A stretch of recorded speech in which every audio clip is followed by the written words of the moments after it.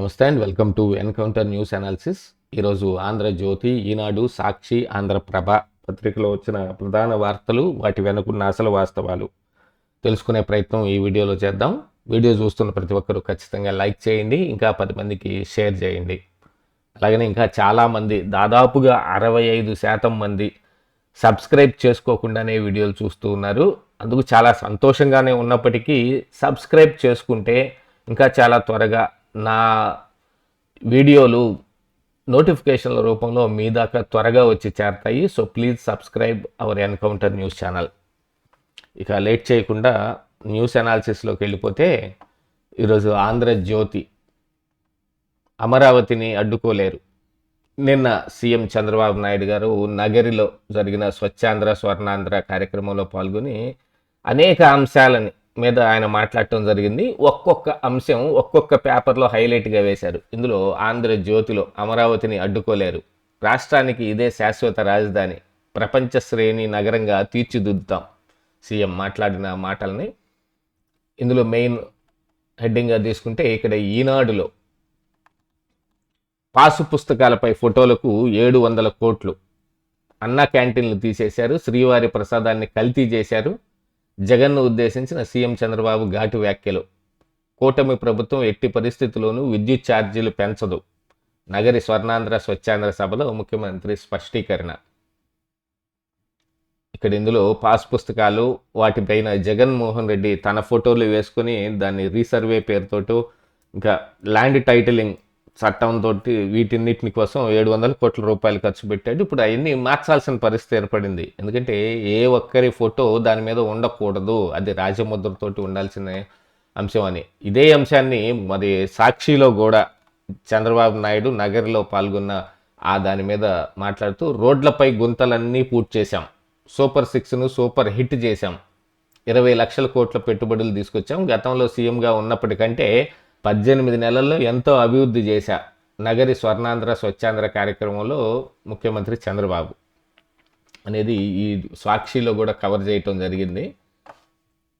ఇక ఆంధ్రప్రభలోకి వస్తే, గాలేరు నగరి 2 ఏళ్లలో రెడీ, వచ్చే ఎన్నికల్లో నగరికి కృష్ణా జలాలు, సీఎం చంద్రబాబు భరోసా. అలాగనే కింద, అమరావతి ఆగదు, ఎన్ని అడ్డంకులు సృష్టించినా అధిగమిస్తాం, ప్రపంచం మెచ్చేలా నిర్మిస్తాం, క్రెడిట్ లేని వాళ్ల నోట క్రెడిట్ చోరీ మాట, నరకాసుడు లాంటి వ్యక్తి మళ్ళీ వస్తే నాశనమే, ప్రజలు స్వచ్ఛమైన నిర్ణయం తీసుకోవాలి, సీఎం చంద్రబాబు పిలుపు. ఈ రకంగా 4 పత్రికల్లోనూ 4 రకాల అంశాలను స్పృశించి అసలు మ్యాటర్ ఏమిటి అనేది మొత్తంగా ఒక కంక్లూషన్కి వచ్చే విధంగా 4 పేపర్లు చదివితే, మొత్తం హెడ్డింగ్లు చదివితేనే అర్థమైపోయే విధంగా రాశారు. ఇది ఒక విచిత్ర పరిణామం అనే చెప్పుకోవాలి. ఇక అమరావతి విషయంలో నాటకాలు వేశారు, 3 ముక్కలాట ఆడారు, అమరావతిని శ్మశానం అన్నారు, కేసులు వేశారు, అడ్డుకుంటానని జగన్ మళ్ళీ ప్రకటించారు, ఎవరు అడ్డుకున్నా ప్రపంచ శ్రేణి నగరంగా అమరావతిని తీర్చిదిద్దుతాం, రాష్ట్ర రాజధానిగా అమరావతి శాశ్వతంగా ఉంటుంది. ఆల్రెడీ ఇలాగా శాశ్వతంగా ఉంచడం కోసం మరి పార్లమెంటులో దీన్ని నోటిఫై చేయడానికి అనేక రకాల కట్టుదిట్టమైన చర్యలు తీసుకోవటం కూడా జరుగుతుంది. మరి అవన్నీ చేసిన తర్వాత ఇంకా జగన్మోహన్ రెడ్డి కొత్తగా ఏం ఎత్తులు ఎత్తుతాడు, వీటి మీద ఏమిటి జరుగుతుందనేది చూడాలి. ఇక ఒక విచిత్రమైన అంశం ఇక్కడ, ప్రియుడు దక్కలేదని హెచ్ఐవి ఇంజెక్షన్, డాక్టర్ భార్యకు ప్రాణాంతక రక్తాన్ని ఎక్కించిన నర్సు కర్నూలులో నిర్ఘాంతపోయే ఘటన, ఇంజెక్షన్ చేయడానికి ఇతరుల సాయం. అసలు సినిమా స్టైల్లో వచ్చి వాళ్ళే స్కూటీని గుద్ది యాక్సిడెంట్ చేసి ఏదో ఫస్ట్ ఎయిడ్ చేస్తున్నట్టుగా హెచ్ఐవి ఇంజెక్షన్ చేసి వెళ్ళిపోయారంట. ఇది ఒక మైండ్లో ఉన్న కసి ఎంత దూరం వరకు తీసుకెళ్తుంది అనేది చూడండి. దీంట్లో ఇంకా మరి ఇతరుల సహాయం ఒకటి, ఇట్లాంటి ప్రమాదకరమైన పనులన్నీ చేసి అంటారు. ఇక ఈనాడుకి వస్తే, ఇక రాజధానిలో 2వ దశ 709 చదరపు కిలోమీటర్లకు మాస్టర్ ప్లాన్, దీని పరిధిలో 50 గ్రామాలు, 1.75 లక్షల ఎకరాలు, ప్రస్తుతం 7 గ్రామాల్లోనే భూ సమీకరణ, భవిష్యత్తులో ఈ ప్రాంతం సమగ్రాభివృద్ధికి బృహత్ ప్రణాళికలు. 2వ విడత ల్యాండ్ పూలింగ్ కోసం చేసిన దీంట్లో రాజధాని అమరావతి విస్తరణ ప్రణాళికలో భాగంగా రెండో దశలో మొత్తం 709 చదరపు కిలోమీటర్ల ప్రాంతానికి మాస్టర్ ప్లాన్ రూపొందిస్తూ ఉన్నారు. ఈ పరిధిలో రెండో దశలో ప్రస్తుతం భూ సమీకరణ చేస్తున్న 7 గ్రామాలు సహా మొత్తం 50 గ్రామాలు ఉన్నాయి. భవిష్యత్తు అవసరాలను దృష్టిలో పెట్టుకుని ఆ ప్రాంతం నిర్మాణాత్మకంగా అభివృద్ధి చెందటం, రహదారులు వంటి మౌలిక వసతుల్ని అభివృద్ధి చేసి రాజధానితో అనుసంధానించటం లక్ష్యంగా 709.6 చదరపు కిలోమీటర్లు ప్రాంతానికి మాస్టర్ ప్లాన్ సిద్ధం చేశారు. అంతే తప్ప మొత్తం 50 గ్రామాల్లోని భూముల్ని ఇప్పటికిప్పుడు రాజధాని కోసం తీసుకోవడం కాదు. అది భూముల మీద ఆశలు ఉన్నవాళ్ళు, భూములు ఏదో రకంగా కొట్టేయాలనుకునే వాళ్ళు అలాగనే తీసుకుంటారు. మొత్తం కలిపి ఒకసారిగా తీసేసుకొని ఇక దాని తర్వాత దాన్ని రకరకాల విన్యాసాలు చేసేస్తారు.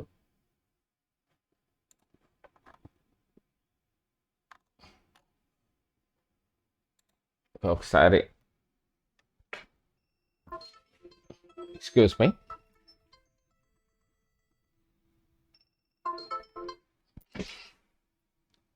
అమర్ ఇంకా భారత్పై సుంకాలు తగ్గొచ్చు, 25% తగ్గించే అవకాశం అమెరికా ఆర్థిక మంత్రి స్కాట్ బెసెంట్ వెల్లడి. మీ రక్షణ బాధ్యత ఖర్చు మాదే, మిత్ర దేశాలకు అమెరికా స్పష్టీకరణ. భారత్పై విధించిన 50% ప్రతీకార సుంకాలను త్వరలో సగానికి తగ్గించే అవకాశం ఉందని అమెరికా ఆర్థిక మంత్రి స్కాట్ బెసెంట్ తెలిపారు. రష్యా నుంచి చమురు కొంటున్నందుకు విధించిన 25% సుంకాలను త్వరలోనే ఎత్తివేసే అవకాశం ఉన్నట్లు తెలిపారు. పొలిటికో వార్తా సంస్థ ఇచ్చిన ఇంటర్వ్యూలో ఆయన ఈ విషయం వెల్లడించారు. భారత్పై మేము విధించిన 25% రష్యా నుంచి చమురు కొంటన్నందుకు గాను సుంకాలు గొప్ప విజయం సాధించాయి. రష్యా నుంచి భారత్ చమురు కొనుగోళ్లు పూర్తిగా తగ్గాయి. సుంకాలు మాత్రం ఇంకా కొనసాగుతున్నాయి. వాటిని త్వరలో రద్దు చేసే అవకాశం ఉందని భావిస్తున్నాం అని పేర్కొన్నారు. ఆ కారణానికి తగ్గిస్తున్నారు తప్ప, వాళ్ళకి తల ఒగ్గారు అనే కారణానికి తగ్గిస్తున్నారు తప్ప వాళ్ళ తప్పు తెలుసుకొని అనేం కాదు. దాదాపుగా ఇప్పుడు ఇక అమెరికా తన సార్వభౌమత్వాన్ని కోల్పోయే, ప్రపంచం మీద ఆధిపత్యం చేయాలనే ఒక ఉద్దేశంతో రకరకాల విన్యాసాలు చేస్తుంది. వాటన్నిటికీ ఒక్కొక్కటిగా చెప్పుబడే అవకాశం కనిపిస్తుంది. ఆల్రెడీ డబ్ల్యూఎఫ్ఓ నుంచి అమెరికా వైదొలిగింది. ఇక ఇప్పుడు ప్రత్యామ్నాయం వెతుక్కుంటారు. అమెరికా కాకపోతే ఇంకొకటి, ఇంకొకటి కాకపోతే ఇంకొకటి వెతుక్కొని అమెరికాని ప్రపంచ పటంలో ఒంటరిగా చేసి పెడితే అప్పుడు ఆ దేశానికి కూడా బుద్ధి వస్తుంది.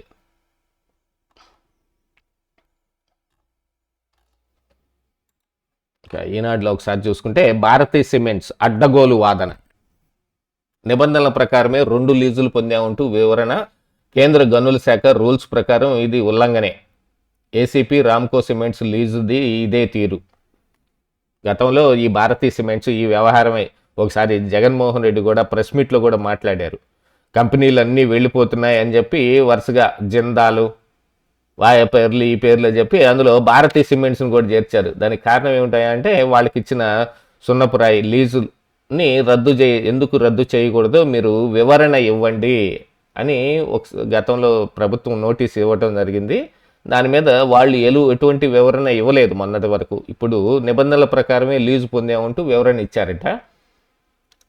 అందులో ఉన్న డొల్లతనం బొక్క ఏమిటి అనేది మళ్ళీ ఇప్పుడు చర్చించుకొని దాన్ని బేస్ చేసుకొని వాళ్ళకి ఇచ్చిన లీజులు గ్యారంటీగా క్యాన్సిల్ చేయొచ్చు. క్యాన్సిల్ చేస్తే మళ్ళీ ఇక్కడి నుంచి భారతీయ సిమెంట్స్ వెళ్ళిపోతుంది. భారతీయ సిమెంట్స్ని తరిమేశాడు చంద్రబాబు నాయుడు అని జగన్మోహన్ రెడ్డి విపరీతంగా గోల్ చేస్తాడు. అలాంటి ఒక ప్రక్రియతోటి మొన్న జరిగిన ఆ ప్రెస్ మీట్లో ఆయన ఒకసారి, అంటే మొన్న జరిగిన ప్రెస్ మీట్ కాకుండా ఆ ముందు జరిగిన ప్రెస్ మీట్లో కంపెనీలు వెళ్ళిపోతున్నాయి అని జగన్మోహన్ రెడ్డి వాపోయిన దాంట్లో భారతీయ సిమెంట్స్ని కూడా కలుపుకొని మరీ చెప్పాడు. కేంద్ర గనుల శాఖ నిబంధనలు ఉల్లంఘించి 2024లో సార్వత్రిక ఎన్నికలకు ముందు జగన్ ప్రభుత్వంలోని ఆయన సతీమణి భారతీరెడ్డి డైరెక్టర్గా ఉన్న భారతీ సిమెంట్స్కు 2 సున్నపురాయి లీజులు పొందగా అందులో తప్పు లేదంటూ ఆ కంపెనీ అడ్డగోలు వాదించింది. నిబంధనల ప్రకారమే లీజు పొందామంటూ ప్రభుత్వానికి వివరణ ఇచ్చింది. ఆ వివరణ పరిశీలించిన గనుల శాఖ అధికారులు 2015లో కేంద్ర గనుల శాఖ తీసుకొచ్చిన కొత్త నిబంధనలు భారతీ సిమెంట్లో ఉల్లంఘించినట్లు తేల్చింది. ఇక వెంటనే రద్దు చేసేయటమే.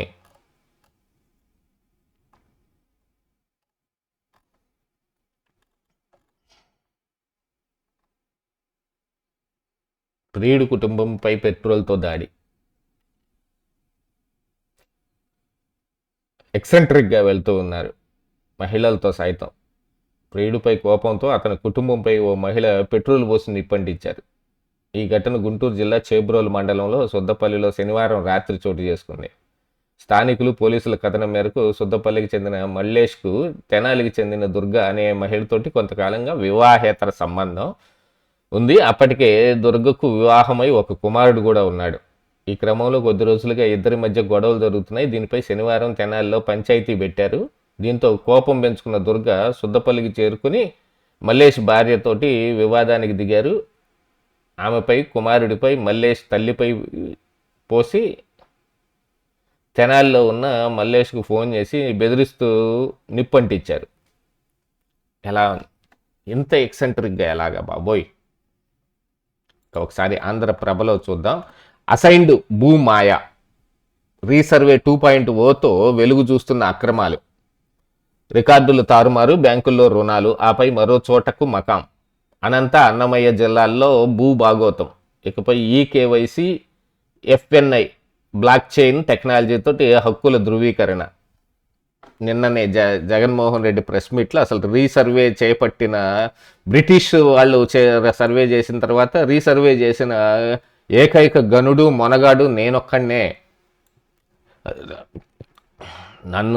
నేను చేసిన ఈ పనిని చూసి ఎంతమంది ఎలా మెచ్చుకున్నారో తెలుసా అని నిన్న సాక్షి పేపర్ నిండా రాశారు. ఇప్పుడు అందులో చోటు చేసుకున్నాయి. దాదాపుగా 8,75,000 మంది రైతులకి ఈ సమస్యలు తీసుకొచ్చి పెట్టిన ఘనత జగన్మోహన్ రెడ్డిది. రీసర్వే పేరుతోటి ఇష్టానుసారం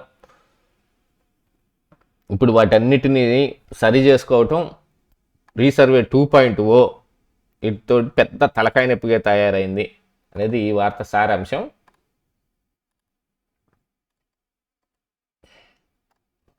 ఒకసారి సాక్షిలో వీళ్ళ స్టైలు ఒకటి ఉంటుందిగా, దాన్ని బట్టి చూద్దాం. కౌలు రైతులు కకావికలు. అన్నదాత సుఖీబాబు కోసం 19 నెలలుగా ఎదురుచూపులు. చంద్రబాబు ప్రభుత్వంలో ఏ సాయం అందక వెలవెల. చెప్పండి, అన్నదాత సుఖీబాబు ఎవరికీ పడలేదు. ఈ వార్త చదివితే అదే అదే అదే కదా అర్థం అవ్వాలి. ఎవరికి పడలేదు అనేదే కదా. రైతులకు పెట్టుబడి సాయం మొదటి ఏడాది 20,000 పూర్తిగా ఎగవేత. రెండో ఏడాది 10,000తో సరిపుచ్చిన వైనం మొత్తంగా 30,000 ఎగవేత. కౌలు రైతుల విషయంలో 10,000 కూడా ఇవ్వకుండా మొండి చెయ్యి. పంట నష్టం పరిహారం, పంట బీమా పరిహారం హొళక్కే.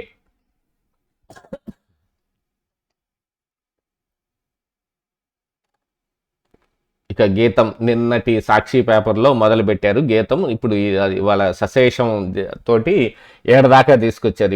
ఇవాళ పేపర్లో మళ్ళీ దాని గురించి ఇంకోటి. గీతంకు ప్రభుత్వ భూమి ఇవ్వడం చట్టవిరుద్ధం. రిటైర్డ్ ఐఏఎస్ అధికారి ఈఏఎస్ శర్మ. ఇలా చాలామంది పుట్టుకొస్తారు. జగన్మోహన్ రెడ్డి అధికారంలో లేకుండా విపక్షంలో ఉన్న సమయంలో మేధావుల పేరుతోటి కానీ, రిటైర్డ్ ఆఫీసర్ల పేరుతో కానీ, గతంలో వీళ్ళు వాళ్ళకి ఏదో కొద్ది గొప్ప పేరున్న వాళ్ళు కానీ, ఎక్కడి వాళ్ళు ఎట్లాంటి వాళ్ళందరినీ తీసుకొచ్చి జగన్మోహన్ రెడ్డి సాక్షి పత్రిక భలే విచిత్రమైన వాదనల తెరపైకి తీసుకొస్తారు.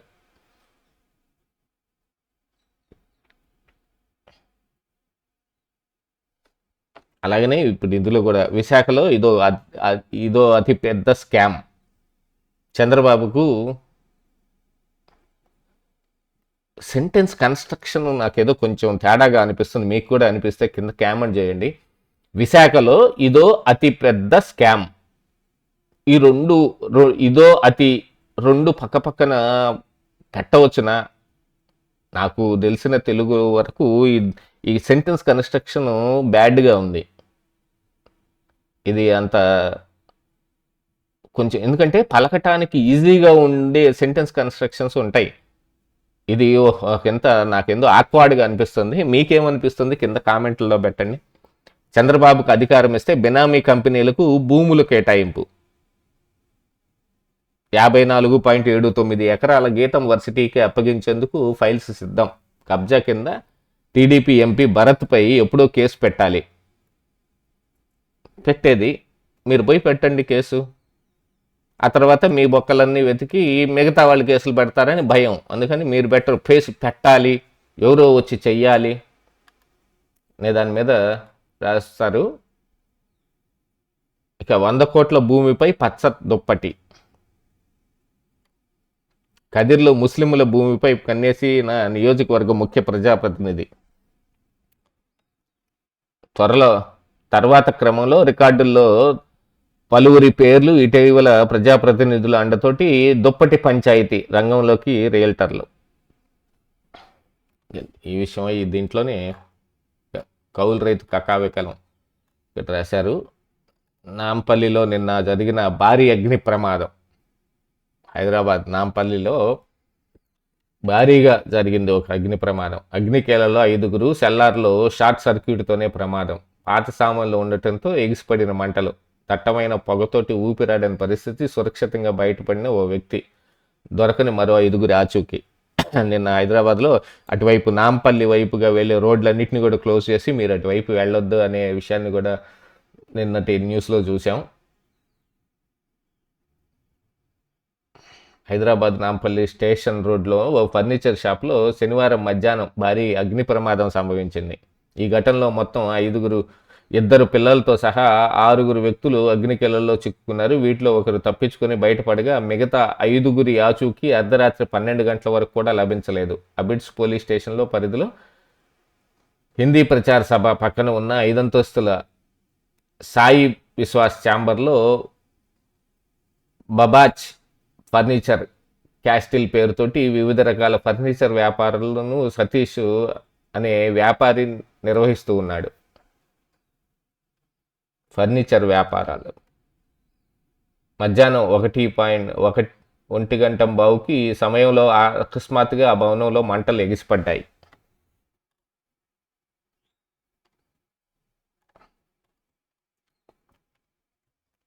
ఇది 100 కోట్ల భూమిపై పచ్చ దుప్పటి.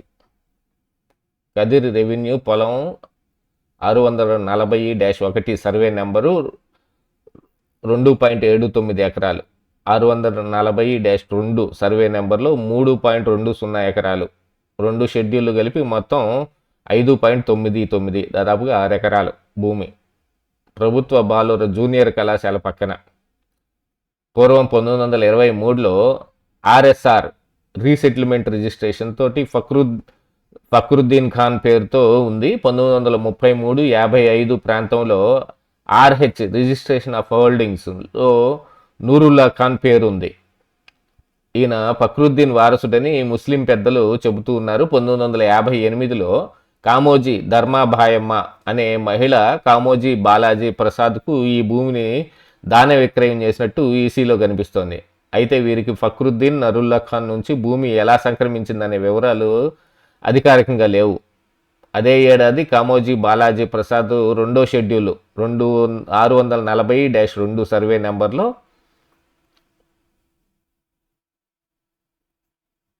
1/4 సెంట్లు రాకెట్ల వెంకటప్ప సెంట్లు మరో మునిరామశంకర్రావుకి విక్రయించాడు. గతంలో నుంచి వస్తున్న వ్యవహారం. దీనికి ఒక డాక్యుమెంట్ కానీ ఒక క్లియర్ రిజిస్ట్రేషన్స్ కానీ లేని కారణానికి జరుగుతున్న వ్యవహారం ఇది. వాళ్ళు అధికారంలో ఉన్నారు, వీళ్ళు అధికారంలో ఉన్నారని ఏం లేదు. ఇది ఎవరు ఉన్నా కానీ జరుగుతున్నది ఇదే ఉంది. ఇంకొకసారి లోపల పేజీల్లో ఏముంది చూద్దాం. నిన్న అమరావతిని అడ్డుకోలేరు, స్వచ్ఛాంధ్ర మన జీవన విధానం కావాలి. అది చూసాం. జగన్ మళ్ళీ ల్యాండ్ టైటిలింగ్ పేరెత్తే ధైర్యం ఉందా? పెమ్మసాని. ఆ చట్టం వల్లే వైసీపీకి ఘోర ఓటమి. మళ్ళీ అధికారంలోకి వస్తే ఆ పార్టీ నేతలు భూములు లాక్కుంటారని జనం భయపడుతున్నారు.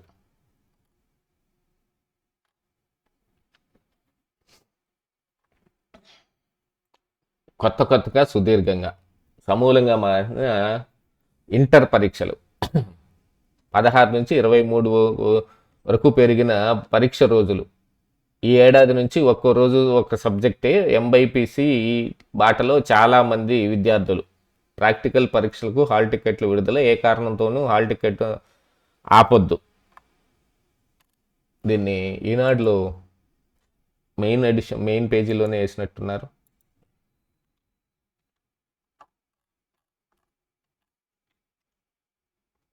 అమ్మా నాన్న పాస్ అవుదాం పదండి, త్వరలో కీలక ఇంటర్ 10th ఎగ్జామ్స్. పిల్లలకే కాదు అటు టీచర్లకు ఇటు తల్లిదండ్రులకు పరీక్షా సమయం. ఆ సమయంలో మావాడు సరిగా చదవట్లేదని, మా అమ్మాయి ఇబ్బంది పడుతుందని వారితో పాటు టెన్షన్ పడకుండా తల్లిదండ్రులు వ్యూహాత్మకంగా ఉండాలి.